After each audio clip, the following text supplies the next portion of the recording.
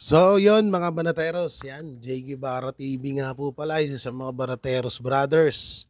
At ngayon, matagal-tagal tayo hindi tayo nakapag-vlog, nakapag-reaction. Kaya ngayon, pag-usapan ho natin itong nangyayaring hamunan ni Amy Marcos at ni Sandro Marcos.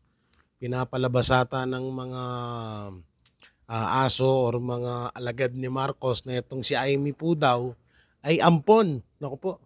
Akala ko dati ang ampon si Marcos kasi pinoprotektahan niya yung mga makakaliwa. Akala ko anak siya ni Joma Sison. Yung pala si Amy Marcos pala daw yung ampon. So yun nga, ang hamon ni Amy Marcos magpapa-DNA test siya, magpa-hair follicle test muna itong mag-ama. Itong si Sandro Marcos at si Bongbong Marcos. Pasensya na. Ay. Inuubo tayo. Ito yung masaklap dito, yung ubo-ubo eh. So grabe talaga yung mga nangyari kagabi, no? Talagang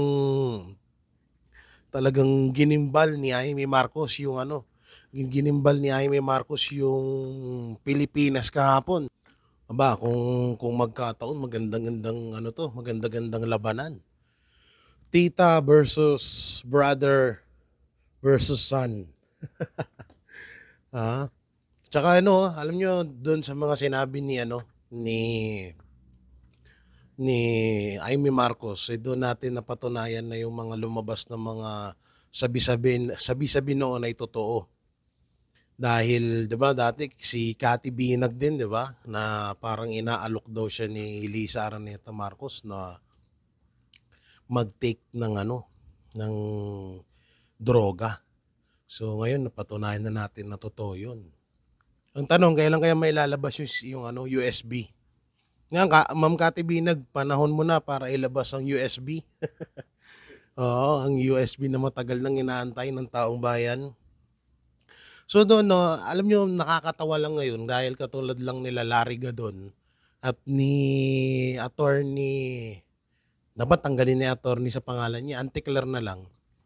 Ni Auntie Claire, kasi alam mo yun, parang gusto nilang palabasin sa taong bayan na sila yung paniwalaan kasi sila yung hindi kadugo.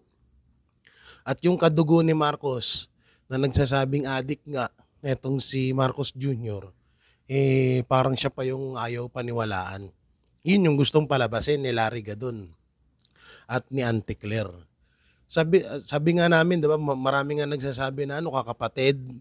Kasi ang kapatid talaga, yan talagang pinaka number one na masasabi mong totoo yung sinasabi kasi yan talaga yung nakakasama eh. Simulat sa poll, nakakasama ni Amy Marcos, tsaka alam niya talaga yung tunay na kwento. Pero yun nga, medyo pinatagal-tagal pa. Pero napakaganda rin nung timing na yun kasi sa harap ng libo-libong tao at buong Pilipinas, mga Pilipino ang nakarinig na etong si Marcos Jr. ay isang adik. Ngayon, kung sakali man na magpa-hair follicle test etong si Marcos Jr. at Sandro Marcos, dapat live. Oo, hindi yung parang magpapa-hair follicle test tapos biglang may lalabas na resulta. Sa panahon ko ngayon, di na tayo dapat basta-bastang maniwala sa ganun. Kasi alam naman na natin yung kung gaano tayo paikot-ikutin ng administrasyong Marcos. So yun nga talagang dinudurog nila si Amy Marcos ngayon at naglabasan, gamit na gamit yung mga vlogger, pati yung mga pages na binabayaran para siraan ng mga hindi sumusuporta kay Marcos Jr. Todo paninira ngayon kay Amy Marcos. Tsaka yung sinasabi ni Larry Gadon na sinisira daw ni Amy Marcos yung apelidong Marcos. Una-una, bukod sa sira na talaga yun, matagal na. Matagal nang sira yung na yun, yung pangalan yun. At yung ginawa nga ni Amy sa tutusin, yun parang sinalba. Sinalba niya pa yung apelidong Marcos sa ginawa niyang yun. At guys, eto kasama ho natin live, wow, live. On the spot si ano, ang pamangkin, ang nag-iisang dalagita ni ni Marcos Jr. na si Sandro Marcos, guys. Ito po. Yun, oh. Hi, kumusta po kayo? How are you, ladies and gentlemen? My name is Sandro Marcos. Cassandra. Sandra Marcos Cam. Yan. So, what's your question? Yun nga, anong masasabi mo doon sa sinabi sa'yo ng tiyahin mo na si Amy Marcos? Ayoko. Na ampun ka lang. Well, it doesn't matter if I am ampon. So long as we grew up together, I know everything what happened to him. Okay?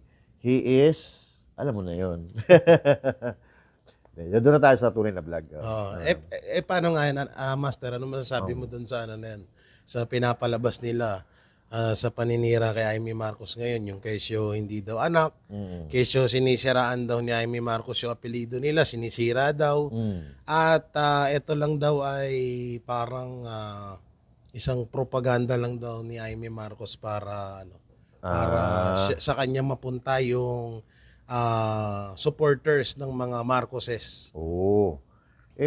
Unang-una, wala naman dapat sirain eh. Sa history pala ng Pilipinas, sirang-sira na. At sila na mismo, si Pangulong Bongbong Marcos na mismo nagsabi na they took everything from us. Lahat na yun, siguro kayamanan, yung pride, pangalan, kahihiyan, lahat, credibility.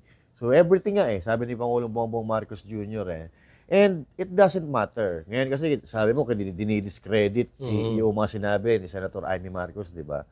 It doesn't matter kung sabihin na natin, sakyan na natin yung sinasabi nila, yung naratibo nila na hindi tunay na kapatid.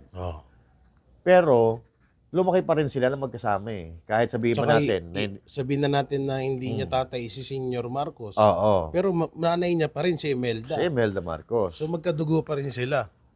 At ang punto dito, magkasama silang lumaki. Diba? Kaya nga nagkaroon sila ng pelikula na inikinukwento doon kung ano naging sa karakter ni Marcos Jr., karakter ni Amy Marcos Jr., at marami tayong natuklasan doon na mga characteristics ni Pangulong Bongbong Marcos na nagre-reflect ngayon. Tulad lang halimbawa ng tamad. Tamad, di ba? Ngayon lang naman. Din sa movie. Na walang alam, ganun. Nagre-reflect ngayon. At tama yung sinabi ni Sandro sinabi ni Amy Marcos, yung sagot niya kay Sandro, na ano ba sabi ni Sandro? Parang hindi ugaling kapatid. Hindi ugali ng mga dugo nila. Ganun. Hindi magandang pag-uugali ng isang kapatid yung ginawa ni Senator Amy. Ako may kakilala ako na may kilala din sa lipunan. Kilala din sa lipunan na may kamag-anak siya na nalulong sa droga. Hindi siya nahiya na iparehab. Kasi yun naman lang talaga nararapat. Ipinarehab, so ibig sabihin, hindi yun pamamahiya sa kanilang pamilya, hindi yun pag-discredit sa kanilang pamilya, kundi para maisaayos yung isang kapamilya. Tama. Kung pagbabasyahan natin yung sinabi ni Senator Amy, gusto niyang mapabuti ang kanyang kapatid. Magpagamot, di ba? Kaya nga doon sa speech ni ni Senator Amy Marcos, parang hinihikayat niya si Marcos Jr. na tama na. Yan. Magpahinga ka na, magbago ka na. Kasi talagang ako naiintindihan ko si Amy Marcos kasi kahihiyan Yes. Tapos hanggang ngayon, hindi pa rin mapatunayan ni Marcos Jr. na matino siya. Doon pa nga lang sa una-una, di ba, yung wala daw schedule, wala daw schedule yung pagdating ng bagyo. Ayun, medyo ipunin yung tubig at gagamitin sa tagtuyot. Tapos yung meron pa isa, nabangga ng barko, yung flood control project. Ang flood control, nasa ilog yan So, ang dami niyang mga paliwanag. Tapos yung isa pa, yung timba na pwede daw inumin yung malabo yun. Yung sa baha. So talagang doon, pag pinagdugtong-dugtong niyo yung mga sinasabi ni Marcos na parang hindi masasabi ng matinong tao. Nung sinabi ni Amy Marcos na pansinin niyo ang pananalita niya, At ang kanyang mga sinasabi, ang gulo-gulo na. Iba-iba na. Iba-iba na. Oo. Tsaka hindi naman bago to eh. Si Claire na mismo ang nagsabi, di ba? Na etong naging issue na itong pagiging bangag ni Pangulong Bongbong Marcos dahil una nang sinabi ito ni President Duterte. Pero ang tanong kasi dito, wala namang naging ending to eh. Hindi napatunayan na siya ay malinis talaga dahil naging question pa nga yung sinasabi ni Claire Castro na negative si Pangulong Bongbong Marcos, yung resulta galing sa St. Luke's. Questionable pa yon kasi halos 2 minutes lang yung pagitan ng from the time na yun ay prenases hanggang sa matapos makuha yung resulta. Walang ganun. Hindi ganun kabilis ang pagkuha ng drug test eh. Tsaka kapag tayo, alam ko, 1 linggo ata eh. 1 linggo bago balikan or 3 days eh. Yun, ilang minuto lang. Hindi, sabihin na natin na ang process talaga sabihin na natin 20 minutes. Yun, 20 minutes. Kasi presidente naman siya o pwede sabihin pwedeng na pabilisin mabilisin. Pero abot yan, hindi, mga 30, siguro mga 20 to 30 minutes kasi siyempre kukunan ka pa ng dugo. Hindi naman pa pwede na pagpunta mo doon, may dugo ka ng dala-dala.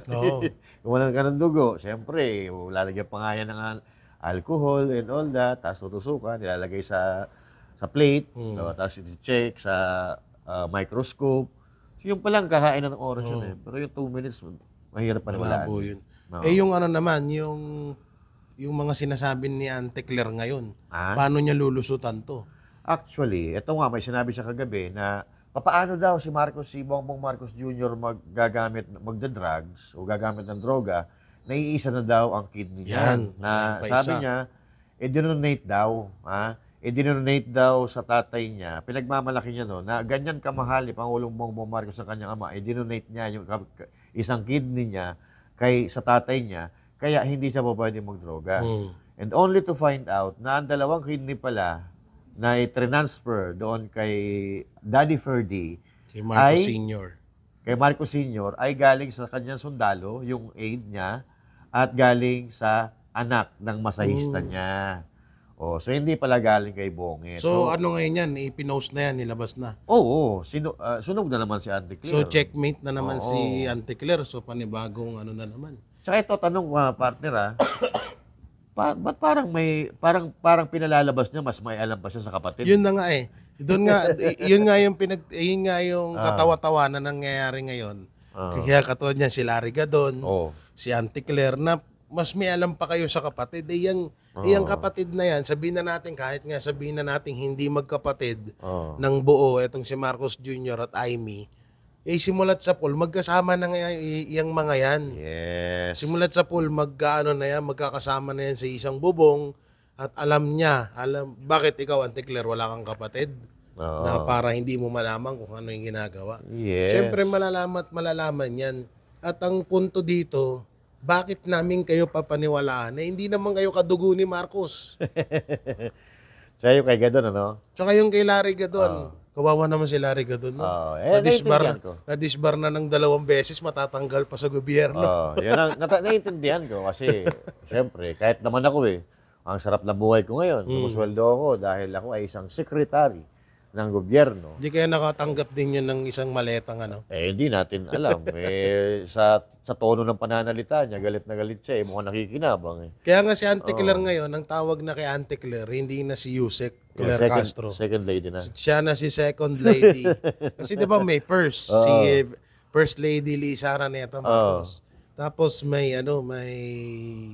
siya na yung second. Kasi parang hindi jowa parang jowa na ni Marcos Jr. siya si Claire kung ipagtanggol parang mas matindi pa siya yung kilos niya mas matindi pa doon sa tunay na asawa. Kaya ganun na yung nangyayari. Siyempre sabi nga ni di ba? Sabi ni Amy Marcos, ang mga nagdodroga wala na rin niya sa katinuan. Malay natin may itsura naman kahit papaano si Auntie Claire. Oo, may asim. May asim pa, 'di ba? Kahit amoy baktol lang. Pero 'yun nga, yan yung isa sa kinakatakahan ng taong bayan na grabe ano. Oo. Dalawa lang ang katanungan nila magkano bayad sa iyo Oo. at kung ano ba, may relasyon na ba kay ni Marcos? Yun. Kasi hindi mo rin masisisi yung mga tao Kasi sa kinikilos Oo. niya, yung Grabe. iba, yung matatalino. Sa bagay, Oo, spokesperson naman kasi talaga siya ni Pero hindi Marcos ganun. Jr. Ang dami naman naging spokesperson, Attorney Salpanelo, Oo. Attorney Harry Roque. Iba pa, ang daming mga ganun. Pero Issue-based lang pinag-uusapan. nakatuon lang siya sa issue. Oo. At ito kasi, personal na buhay Personal na pinag-uusapan oo. na dapat, ang personal na buhay, abogado. Abogado ni Pangulong Bongbong Marcos. Oo. Ang mag-ano Baka, di ba, attorney din siya. Baka siya na rin yung pumalit kay Garcia. Dami niyang trabaho Dami mong Sa trabaho. palengke. Hindi, alam mo, Ante Claire, naaawa na rin kami sa'yo. Oo. Pero huwag kang mag-alala. Kahit anong sabihin mo, hindi kami makikinig sa'yo. Oo. Makikinig tayo, pero hindi tayo maniniwala. Hindi kami maniniwala sa'yo. Oo, ang sarap nga pakinggan Oo. Paano yan? Katulad yan, hair follicle test. So ako, naniniwala ako matatapos lang lahat to kapag kumasa si Marcos Jr. sa hair follicle test Oo. ng live. Yes. Sabi ko nga, di ba, lagi natin sinasabi to, bakit napakasimple pag magpapa-hair follicle test ka? Unang-una, mapapahiya mo ngayon si VP Sara Duterte, hindi nagsasabi. Si Pangulong Duterte, Oo. mapapahiya mo ngayon. Mapapahiya pati tayo ng Lahat mga tayo. supporters ng Duterte Mapapahiya tayo, Oo. negative kami. Negative Matino kami. kami. Ano ngayon? Ano ngayon? Oo. So, ibig sabihin, mawawala ng credibility yung mga sinasabi natin at tayo mismo mawawala ng credibility. At pati rin, yung mga, lahat ng tao na nagsasabi na siya ay bangag, mawawala ng credibility. So, ibig sabihin, wala nang maniniwala sa amin. Kasi nagsinungaling kami. Kaya lang, until na mapakitaan nyo kami ng proof, ebidensya ng hair follicle test na negative, pero dapat, from start to finish, naka-live. Hindi pa pwede yung biglang ite-turn over at papakita ni Auntie Claire na na negative ang na resulta ng hair follicle test. Hindi pa pwede yun. Baka sabihin niya kasi may mga nababalitaan ako na gagayahin daw yung katulad nung ginawa ni Pulong na hindi naman daw live.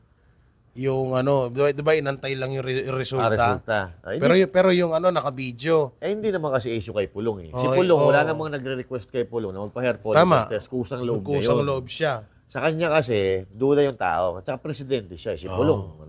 Kung mag-request yung mga taga-distrito niya, na magpa-hair follicle test ka ulit, na kailangan naka-video. So, mula nang kinukuha yung buhok mo hanggang sa tinitest, hanggang sa makuha yung resulta.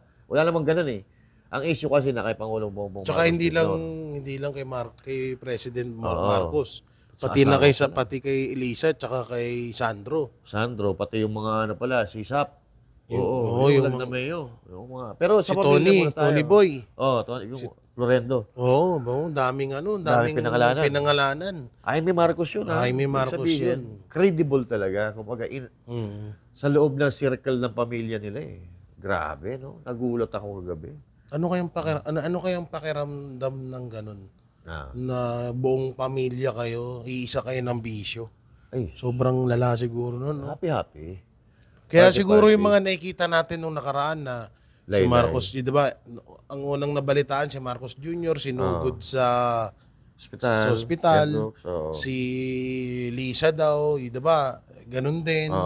Tapos, mga ilang araw nakita natin si Lisa Araneta Marcos namamaga yung mata. Tandaan mo ba yun, yung namamaga yung mata? Yung may black, parang Tapos black eye. may lumabas pa na balita na binato daw ni Lisa Araneta Marcos itong si Marcos Bonget. Jr. hanggang sa hospital. At ang bago ngayon, tuwing Friday daw, nasa St. Luke's si Sandro Marcos. Anong ginagawa doon? Parang kapag na-over na, Nagpapa-blood transfusion. Parang gano'n. siguro ganun. Parang doon siya nagpapa-relax sa Sinabi yan di ba, kagabi? Senator Jaime Marcos. So ito napakalabo talaga na yung sinasabi ni Senator Jaime ay paninira lang. Kasi isipin yung mahigi, pamangkin niya yun. Yung dalawa pa, di ba? May dalawa pang kapatid si Sandro. So sobrang grabe ka naman natita kung ano, kung ganun ang gagawin mo, 'di ba? So talagang ibig sabihin, hindi mo masasabing paninira lang. Yan talaga ay totoo. Tsaka yun nga, walang ibang magpapatotoo niyan at walang ibang pinakamalaking ebidensya kundi si Amy lang. Yan. Kasi siya yung kapatid eh. Yes, Kahit totoo sabihin yun. na natin na eto, halimbawa, mali yung paratang ni Amy na nagdodroga din si Sandro. Sabihin na natin, labas na natin yun. Eh, hindi naman namomonitor yan ni Amy.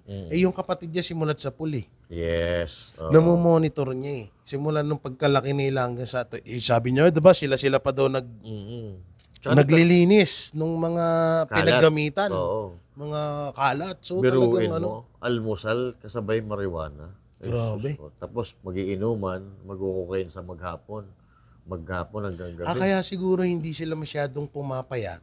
Oo. Kasi pag diba, Food trip muna. pag magpo-food trip muna Oo. sila ng siyempre ang side effect ng marijuana ay Lalakas ka kumain. malakas ka kumain. Oo. Eh ang naririnig ko sa mga at andyan naman yan pag Ayun na-research talaga. nyo. Oo. Sabay susundot siguro ng pagtapos na kumain ng tawag Pagka dito. busog na busog ka na, tama na. Okay na. Kaya busog palang tayo. hilig nyo sa Jollibee, no? Oo. Ay, nako. Yun, Grabe mga pasabog na yan. Matindi. Eh, yung kay naman, Kanino? kay tawag dito, doon sa mga nag-aalisan na. Oo. Marami, grabe. dumadami na sila. Sa akin, parang, habang maaga pa nililigtas nila yung sarili nila. Kumbaga, graceful exit. Baka mamaya, kung ano pa mangyari, madamay pa sila. So, I can't speak for them, doon sa mga katulad kay Lucas Bersamin, kay Pangandaman, Pangandaman. yung sa DBM. Biruin mo hindi mo, ito, ako naniniwala ako na may may divine intervention. May kinalaman si Lord dito. Kasi, biruin mo, itong si Lucas Bersamin, napakalakas yan. Powerful talaga. Powerful na akala mo ay hindi talaga matatanggal sa gobyerno. Dahil kanang kamay niya yun eh. Ni Ni Presidente yan eh. Pero natanggal siya. Nag-resign siya. Bakit? Ano ang dahilan? Yun ang isipin nyo. Ano Kasi ang dahilan kung bakit nag-resign ang isang makapangyarihan tao at piniling umalis bilang kanang kamay ng Presidente ng Pilipinas? Tsaka wala kang maiisip na, at siya lang ang maiisip mo na matitira talaga dapat. Yes. Kasi siya yung kanang kanamay. Si Antecler, kailan lang naman sumulpot yung palengkerang yan eh. Oo. Sabi natin si Boying, hindi rin.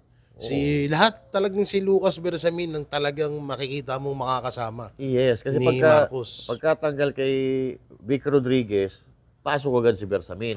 Tsaka sila na kumuha ng mga gabinete. Si Remulla, kailan lang naman sa DOJ yan, tsaka sa DILG, magkapatid, di ba? So, si Lucas Bersamin talaga, yung kasama niya, mula umpisa, until na mag-resign kahapon. At ito pa, yung sa DBM, si Amina, Amina, ano ba to? Pangandaman. Pangandaman. Siyang may hawak ng pera. Oo. DBM. Oo, powerful din yun. Kasi siya talagang may hawak ng pera at siya nagre-release kung saan mapupunta yung mga pera. Kung tutuusin, ang kapangyarihan ay nasa kanya rin. Bakit siya nag-resign? Talagang Ayaw niya madamay, siguro. ayaw niya talaga siguro tsaka na-realize din nila din siguro na napapit lang sila ni Marcos Jr. At eto pinakamalapit. Maaari daw na try rin ni Boying Remulla si Marcos. Patay tayo dyan. Ito kasi yan. Kapangyarihan ni Boying yun. Kayang-kaya ni Boying yun. Ito kasi yan. Kung ako, halimbawa, isi-save ko yung credibility ko tsaka yung political career ko. Siyempre, makikita ko ang future niyan eh. Ay, puta, si VP Sara Duterte ang papalit dito. Kailangan umextra tayo dito. Kailangan gumawa tayo ng paraan na mapapansin ni VP Sara Duterte na parang yung ginawa natin ay papabor din sa kanya. Kung halimbawa man, si John Vic Remulla, pwede kasi si Boying medyo bumira na ng bumira to kay Duterte. Si Boying. Nila yan eh. Nagawa na nila noon yan eh. Tapos, di ba, kay Binay? Ginawa nila dati kay Binay yan. Iniwan nila si Binay. Tapos iniwan nila, tapos lumipat sila sa Duterte. Pangulong Duterte. So, pwede nilang gawin ang ngayong gawin. Kasi may mga Pilipino na ganun kadali kunin ng loob eh. Lukuhin. Na alam mo yun, tipong ipagtanggol ng ilang buwan mong binaboy ang Duterte tapos isang araw pinagtanggol mo. Supporters ka na agad. Oo. Pero si ano kasi, Susuportahan ka na agad. si Boyeng Rimulya, nakikita naman natin, bumabanat siya sa Duterte, di ba? Bumabanat siya sa Duterte. Pero si John Vic Rimulya, napansin mo ba na bumanat sa Duterte? Hindi pa. Hindi, di ba? So ngayon, itong si John Vic Rimulya, pwede yan umentra ngayon kay Bibi Sara Duterte. Sabihin ko na, ay, hindi kami okay ng kapatid ko na yan. Hindi kami okay ng totoo kapatid naman ko. yun. Which is, Totoo naman. Oo. Hindi kami nag-uusap niyan. Itong trabaho na ibinigay sa akin, ito lang wala akong pakialam sa kanya. Kaya, sa'yo ako, Bibi Sara. Oo, parang gano'n. Di ba? Pwedeng, basta alam mo na sa politika, kung ano nangyayari sa politika, magkakaroon ng pag-uusap, magkakaroon ng negotiation, na ganito, gagawin natin, pusunod na ako sa'yo, basta. Ako, ang ginagawa ko lang ito para sa mga tao, para sa trabaho ko. Hindi ako bumira hindi kita binira. Wala. Pero ang isa pang katanungan dito, Ter, Oh. ano kaya magagawa ng Supreme Court na nalaman na nila to?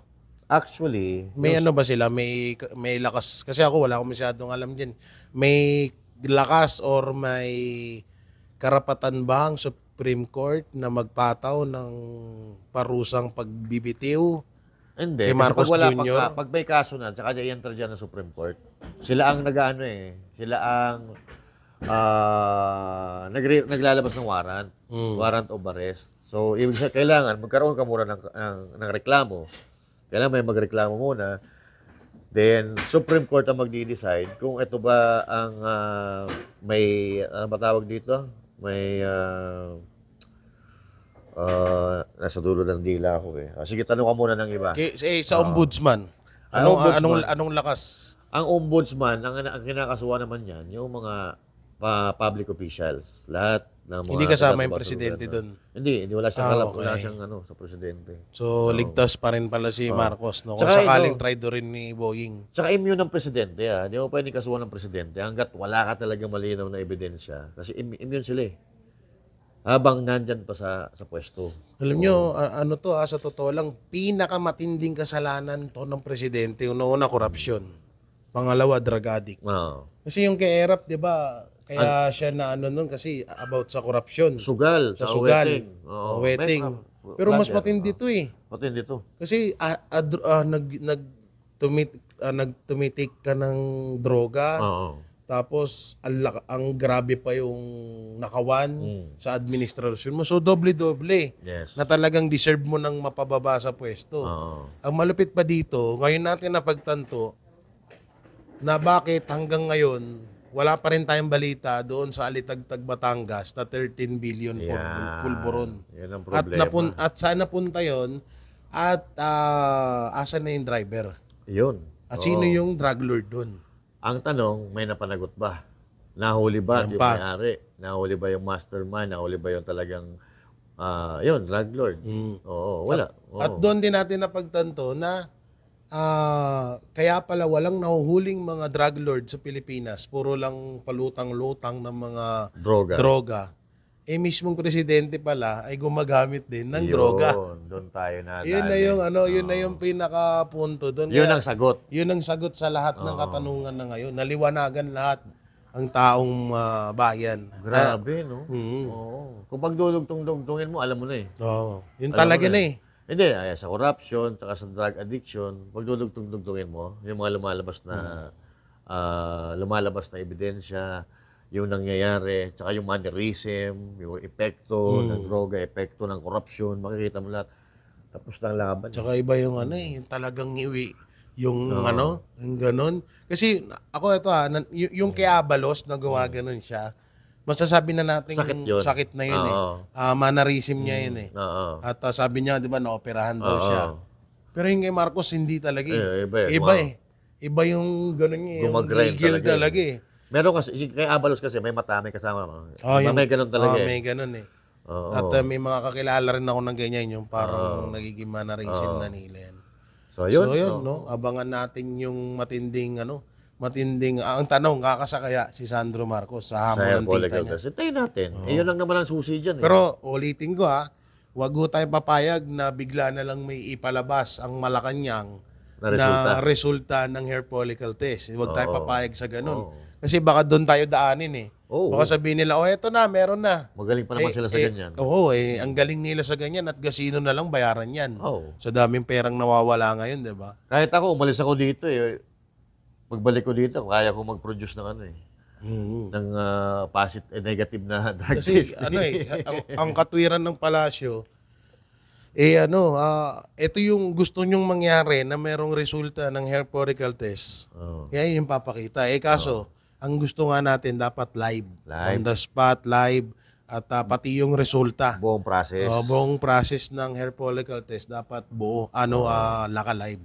Hindi Kasi- pa pwede yung bigla na lang papakita ni Auntie Killer dyan sa press con na negative ang hair follicle test ni Marcos Jr. Huwag tayong papayag nun. Oo, kasi kapatid na mismo ang nagsabi. Tapos, hindi mo pwedeng paninira yun. Kasi ikaw bilang kapatid, kahit sabihin pa natin, yung aso nga na ilang taon mo lang Oo. kasama umiiyak ka pag nawawala. Hinahanap mo pa. Diba? Nalagaan mo. Ito pa na tao, kahit sabihin pa natin, although kapatid naman talaga yan, ang alam nga natin, si Bongbong Marcos ang hindi kapatid, di ba? Oo, akala ko nga, si Bongbong Marcos, anak ni Joma Season Oo, di ba? Kasi kung protektahan niya yung mga NPA, wagas di ba?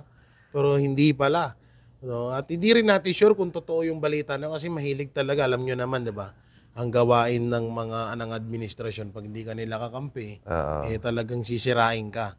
Yun ang totoong paninira. Yes. Kaya yung sinasabi ni Larry Gadon na sinisira ni Amy Marcos yung pangalan nila, bukod sa sirana, napakalabo ng pinagsasabi mo. At ngayon, biglang naglabasan, no? Yung mga tuta Wala, ni Marcos Jr. Kaya yan, mag-ano lang tayo sa reaction ng tao, Yun. kung sino ang naniniwala. Majority wins naman kahit sa election, majority win. Tingnan nyo na lang yung mga comment, yung mga reaction ng taong bayan doon sa mga post. Pero Master, ikaw tatanungin, dapat na bang bumaba si Marcos Jr.? Para sa akin, kung talagang may problema sa drug addiction, no need na magtagal pa talaga siya dyan.